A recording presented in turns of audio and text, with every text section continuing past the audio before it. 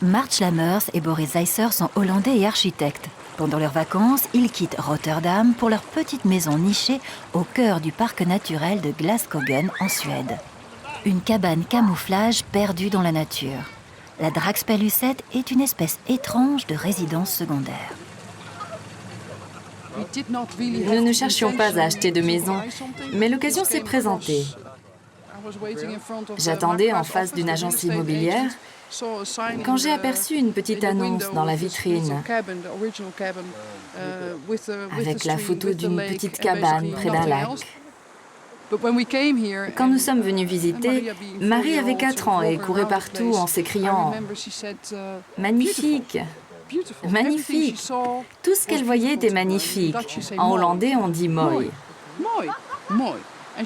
Elle était complètement fascinée, presque amoureuse de cet endroit. La maison semble sortie d'un conte pour enfants. March et Boris appellent ce type d'architecture de l'art déco, D'-E-C-O.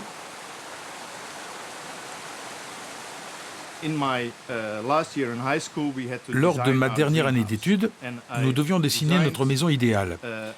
Et j'ai dessiné une maison au-dessus d'une cascade. Cette maison était l'occasion de réaliser ce rêve 15 ans plus tard. Mais la limite de notre terrain était le torrent. Et nous devions construire à plus de 4,50 m de la limite. Impossible de construire au-dessus du torrent. Alors nous avons imaginé une ruse. C'est assez typique des Hollandais de ne pas vouloir suivre les règles. Et maintenant, voilà pourquoi la cabane s'appelle Draxpelusette, la maison accordéon.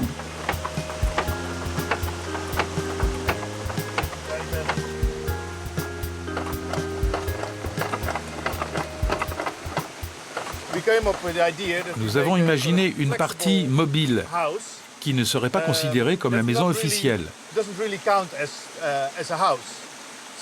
Donc officiellement, la maison s'arrête là-bas et la partie mobile sort pendant quelques semaines par an.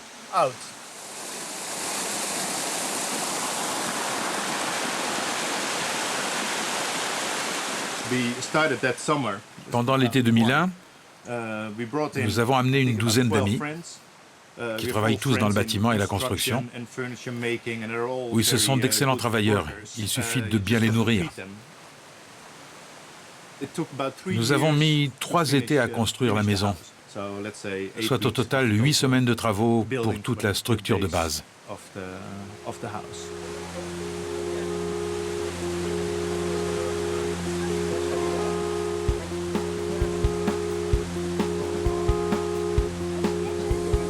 Draxpelusette est l'extension nettement plus confortable d'une maison construite au XIXe siècle. Je peux rapidement vous montrer la cabane de pêcheurs d'origine et comment nous l'avons réaménagée en chambre.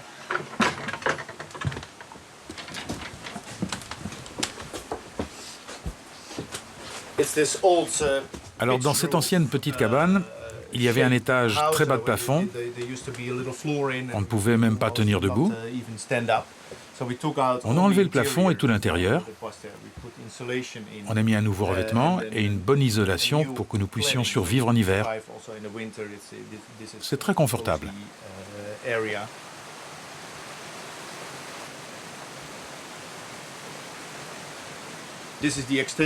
Voici l'extension que nous avons réalisée. C'est une seule grande pièce avec une cuisine, une salle à manger et une sorte de salon.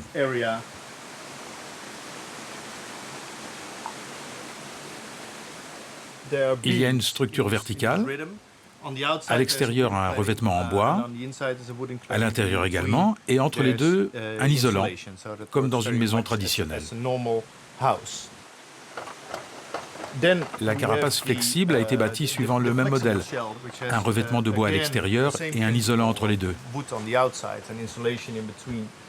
Et à l'intérieur, des pots de renne qui fonctionnent très bien comme isolant.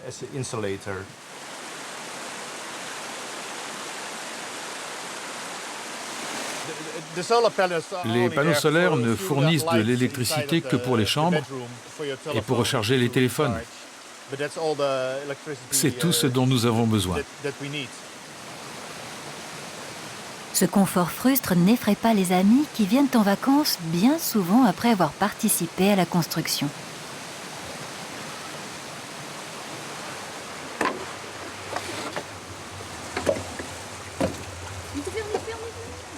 Cette partie en bois, c'est la baignoire.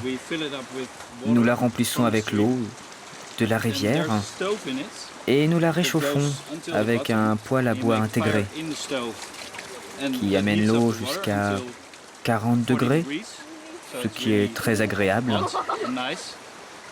Nous sommes en train de chauffer l'eau. Pour le moment, elle est à 12 degrés, assez froide. Mais le poêle devient très chaud, donc nous le refroidissons un peu. Ici, c'est le bar. Le soir, on met des verres, du cognac, du whisky, toutes sortes de boissons. C'est très relaxant.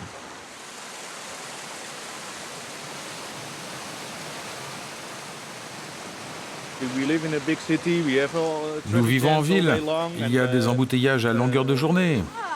Il y a la foule. Alors parfois, on a besoin de décrocher et de ralentir la cadence. Les enfants citadins s'adaptent particulièrement bien au changement de milieu. Nous sommes très heureux de montrer à notre fille la vie sauvage. Ce qui est drôle, c'est qu'à la maison, elle veut jouer à l'ordinateur, regarder la télévision. Mais une fois qu'elle est ici, elle est très heureuse de jouer avec des pierres, de l'eau, des morceaux de bois. Soudain, la télévision n'est plus là, et c'est même plus un problème.